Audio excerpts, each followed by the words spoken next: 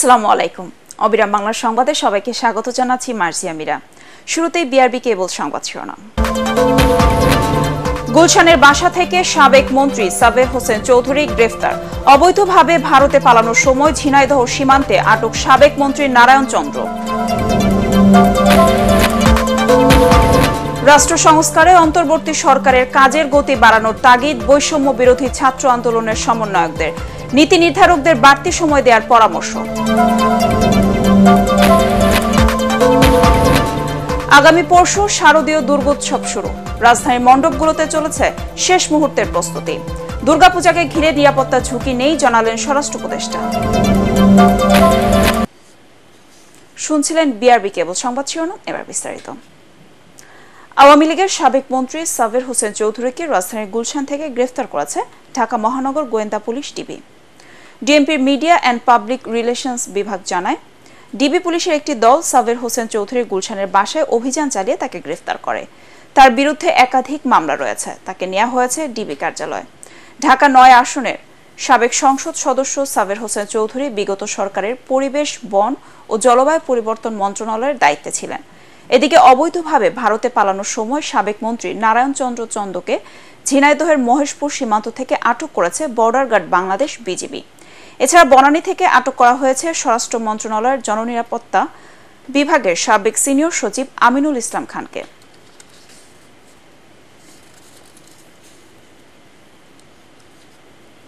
সাবেক প্রধানমন্ত্রীর কার্যালয়ের মুখ্য সচিব ও জাতীয় রাজস্ব বোর্ডের সাবেক চেয়ারম্যান নজিবুর রহমানকে গ্রেফতার করেছে ঢাকা মহানগর গোয়েন্দা পুলিশ। মধ্যরাতে রাজধানীর গুলশান এলাকা থেকে তাকে গ্রেফতার করা হয়। বিষয়টি নিশ্চিত করে ডিএমপির অতিরিক্ত পুলিশ কমিশনার রেজাউল করিম মল্লিক জানান, গ্রেফতারকৃত নজিবুর রহমানকে আজ আদালতে তোলা হবে। তবে কোন মামলায় তাকে গ্রেফতার করা হয়েছে প্রাথমিকভাবে জানায়নি ডিবির এই কর্মকর্তা। রাষ্ট্র সংস্কারে অন্তর্বর্তী সরকারের কাজের গতি আরও বাড়ানোর তাগিদ দিয়েছেন বৈষম্য বিরোধী ছাত্র আন্দোলনের সমন্বয়করা।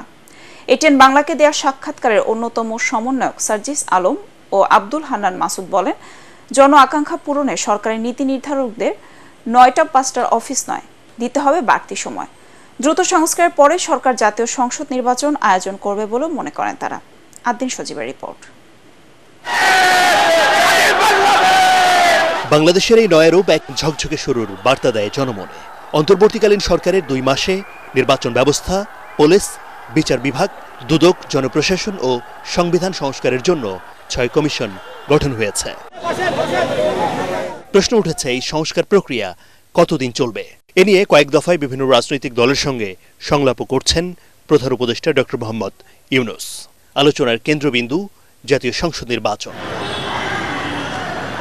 যাদের ডাকে দেশ হয়েছে দুঃশাসন মুক্ত, সেই বৈষম্যবিরোধী ছাত্র আন্দোলনের অন্যতম সমন্বয়ক সার্জিস আলম ও আব্দুল হান্নান মাসুদের মুখোমুখি এটিএন বাংলা। সংস্কার ও নির্বাচন নিয়ে কি ভাবছেন তারা? নির্বাচনী ব্যবস্থাটাই তো ধ্বংস হয়ে গেছে। আপনার যদি সংস্কারের আগে তো নির্বাচন করার কোনো সুযোগই নেই। একটা নির্বাচিত সরকার ক্ষমতায় এসে সে যেন আরেকবার স্বৈরাচার ফ্যাসিস্ট হয়ে উঠতে না পারে, সেই নিশ্চয়তাটাও লাগবে। এমনটি নয় যে এখানে ধীরগতি প্রক্রিয়া ক্ষমতা ধরে রাখার প্রক্রিয়া, আবার এমনটি নয় যে দ্রুত গতিতে করে যতটুকু কাঙ্ক্ষিত সংস্কার প্রয়োজন একটি স্বচ্ছ প্রক্রিয়ার জন্য এবং যে মানুষগুলোর উপর আস্থা রাখা যাবে, ওই মানুষগুলোকে যতদিন পর্যন্ত না তাদের যোগ্যতা অনুযায়ী জায়গায় বসানো যাবে, তার পূর্বেই যদি করা হয় তাহলে আলটিমেটলি যেটি দেখা যাবে, এই যে আমাদের এত স্পিরিট, এত জীবন দেওয়া, এত রক্ত, এর বিনিময়ে আমরা যে একটি স্বচ্ছ নির্বাচনের আমরা প্রত্যাশা করি, ওটিও ঠিক মতো হবে না। একান্ত সাক্ষাৎকারে এই সমন্বয়করা জানান, ৫ বছর মেয়াদী স্টাইলে নয়, অল্প সময়ে কার্যকরী সংস্কারের পরিকল্পনা নিয়েই কাজ করতে হবে অন্তর্বর্তী সরকারকে। তারা যদি ৯টা ৫টার অফিস করে তাহলে আলটিমেটলি এই দায়িত্বটির ভার তাদের বুঝতে তারা স্টিল অক্ষম হবে। অ্যাকচুয়ালি ৫ বছর একটা সরকার যেভাবে থাকে, যে স্পিডে চলা উচিত, যখন আমার একটি অন্তর্বর্তীকালীন সরকার তার অনেক কম সময় থাকবে, তখন তার স্পিডটা আরও অনেক বেশি হওয়া উচিত। সেই অনুযায়ী কমিশনেরও যে কাজ করার গতি, সেটা আরও অনেক বেশি হওয়া উচিত। সর্বপ্রথম সংবিধানটা বাতিল ঘোষণা করতে হবে। ৭২-এর সংবিধান এখনো কেন থাকবে? যে সংবিধান বারবার ফ্যাসিস্ট, বারবার স্বৈরাচার জন্ম দিয়েছে এই রাষ্ট্রে, এদেশের মানুষের জীবন কেড়ে নিয়েছে, প্রধানমন্ত্রীকে একক ক্ষমতা দিয়েছে। প্রত্যেকটা সেক্টরের সংস্কার প্রয়োজন। এখন হচ্ছে সেই সংস্কারটাই এই অন্তর্বর্তী সরকারকেই, এই বিপ্লবী সরকারকেই করে যেতে হবে। বঞ্চিত অযোগ্য কাউকে নয়, বাংলাদেশকে নতুন চেহারায় দেখতে ৬ কমিশনকে দায়িত্বশীল ভূমিকা রাখার তাগিদ দিয়েছেন শেখ হাসিনার সরকার পতনের আন্দোলনের এই কাণ্ডারীরা। আদ্দিন সজীব, এটিএন বাংলা, ঢাকা। শারদীয় দুর্গোৎসবকে ঘিরে রাজধানীর মণ্ডপগুলোতে চলছে শেষ মুহূর্তের প্রস্তুতি। শিল্পীর তুলির আঁচড়ে একটু একটু করে রূপ পাচ্ছে দেবী দুর্গা সহ অন্যান্য দেবতাদের প্রতিমা। দেশের সার্বিক পরিস্থিতি বিবেচনায় এবার কড়া নিরাপত্তায় কুমারী পূজা অনুষ্ঠিত হবে বলে জানিয়েছেন বাংলাদেশ পূজা উদযাপন পরিষদের সাধারণ সম্পাদক সন্তোষ শর্মা। অন্যদিকে প্রতিটি মণ্ডপে বাড়তি নিরাপত্তা দেওয়া হবে বলে জানান পূজা কমিটির সদস্যরা। ঐশী গোস্বামী প্রমা রিপোর্ট।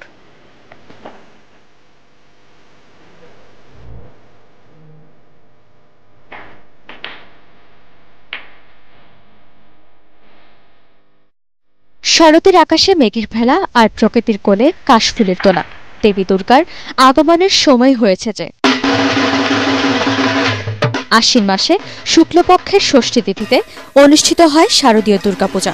এই উৎসবের প্রধান অনুষঙ্গ দেবী দুর্গার প্রতিমা। পূজা শুরুর আগেই এই প্রতিমা তুলতে হবে মণ্ডপে। সমন্বয় করছে, এরপর ষষ্ঠীতে আমরা উদ্বোধনী অনুষ্ঠান করার চেয়েছি, সপ্তমীতে পূজা হবে, অষ্টমীতে, নবমীতে আমরা সবসময় রমনা মন্দিরের ঐতিহ্য আছে, পূজার পর আমরা প্রসাদ বিতরণ করি। চারিদিকে এই এক অস্থির সময়, এর মধ্যেই বেজে উঠেছে দেবী দুর্গার আগমন ধ্বনি। তাই তো রং তুলির আঁচড়ে শেষ প্রলেপ দেওয়ার চেষ্টা শিল্পীদের। বর্তমানে রঙের কাজ প্রায় শেষের পথে, আগামী দিন নাগাদ রঙের কাজ শেষ হয়ে যাবে। মোটামুটি রঙের কাজ চাপাইছে, আমার আজকের থেকে ডেলিভারি শুরু হবে রাজ্যের থেকে। আমাদের 50% কাজ শেষ, এখন আমরা মূর্তি ডেলিভারি দেব। সারা দেশের পরিস্থিতি বিবেচনায় প্রতিটি মণ্ডপে কড়া নিরাপত্তায় নিয়োজিত থাকবেন সেনা ও আইন শৃঙ্খলা রক্ষাকারী বাহিনীর সদস্যরা। এছাড়া ভক্তদের সুবিধার্থে স্বেচ্ছাসেবক নিয়োগ দেওয়া হবে বলে জানান পূজা উদযাপন কমিটির সদস্যরা। সেনাবাহিনী, সশস্ত্র বাহিনীর লোকজন, পুলিশ এবং অন্যান্য বাহিনী, কোস্ট গার্ড, নৌ পুলিশ থেকে শুরু করে সমস্ত বাহিনী, বিজেপি সবাই তৎপর থাকবে, আনসার বিডিপি সবাই তৎপর থাকবে এবং ওনারা আমাদের আশ্বস্ত করেছেন যে সর্বোচ্চ নিরাপত্তা ব্যবস্থা এবার দেওয়া হবে। বাংলাদেশের মানুষ অসাম্প্রদায়িক মানুষ, যাতে এই অবস্থানে আমরা থেকে বাংলাদেশের যে বর্তমান পরিস্থিতি সামনের দিকে উন্নতি লাভ করুক, আমাদের প্রার্থনা মায়ের কাছে এই বছর। সারা দেশে এবার ৩১,৪৬১টি মণ্ডপে অনুষ্ঠিত হবে শারদীয় দুর্গাপূজা। দেবীর আগমনী বার্তাতে যেন প্রকৃতিও সেজে উঠেছে আপন মনে। উমার বরণে কমতি থাকা যাবে না, তাই তো আলোকসজ্জা সহ নানা আয়োজনে ব্যস্ত দেবীর ভক্তরা।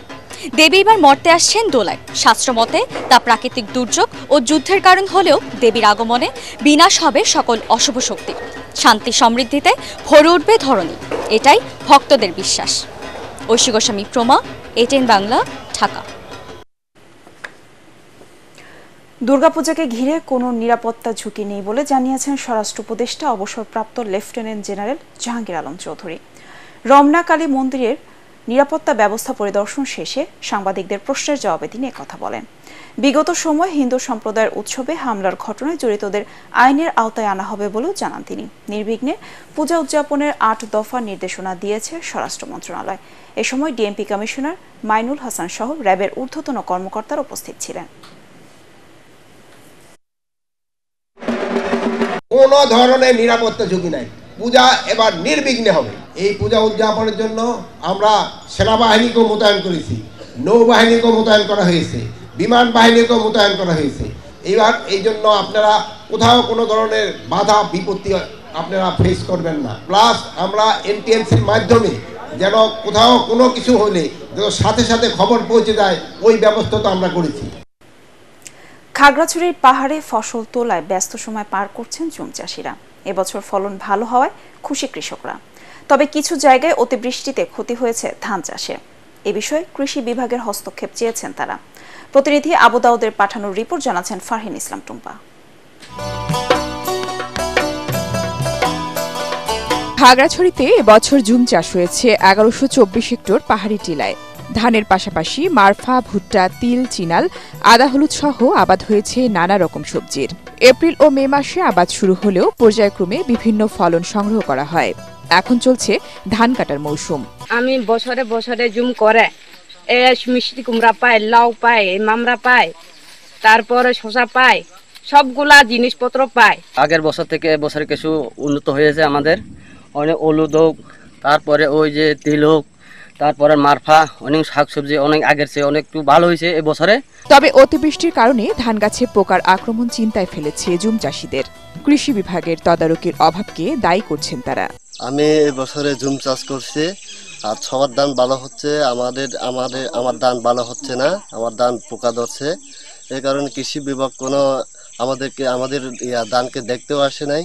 এ অবস্থা থেকে পরিত্রাণে জুম চাষিদের উন্নত মানের ব্রি ধান চাষের পরামর্শ দিচ্ছে স্থানীয় কৃষি বিভাগ। আমাদের কৃষক ভাইয়েরা স্থানীয় জাতের আবাদ করে থাকে, আমরা এর পরিবর্তে তাদেরকে ব্রি উদ্ভাবিত 66, 71 এবং 83 যে জাতগুলো উচ্চ ফলনশীল জাতের সেগুলো চাষাবাদের ব্যাপারে তাদেরকে উৎসাহিত করছি। পাহাড়ি জনগোষ্ঠীর সারা বছরের খাদ্য নিরাপত্তা নিশ্চিতে বিকল্প চাষাবাদে কৃষি বিভাগের সহায়তার আশা সংশ্লিষ্টদের।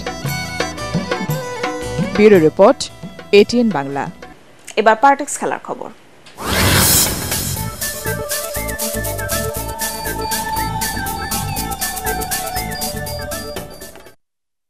টেস্টের পর টি-20 বিশ্ব চ্যাম্পিয়ন ভারতের কাছে পাত্তা পেল না বাংলাদেশ। গোয়ালিয়রে সিরিজের প্রথম টি-20 ম্যাচে বাংলাদেশকে 7 উইকেটে হারিয়ে 3 ম্যাচের সিরিজে 1-0 এগিয়ে গেল তারা। 128 রানে জয়ের টার্গেটে নেমে 3 উইকেটে 132 রান তুলে 49 বল হাতে রেখে জয় পায় সূর্যকুমার যাদবের দল। এর আগে টস হেরে ব্যাটিংয়ে নেমে বাংলাদেশ অল আউট হয় 127 রানে। পরাগার মানের রিপোর্ট।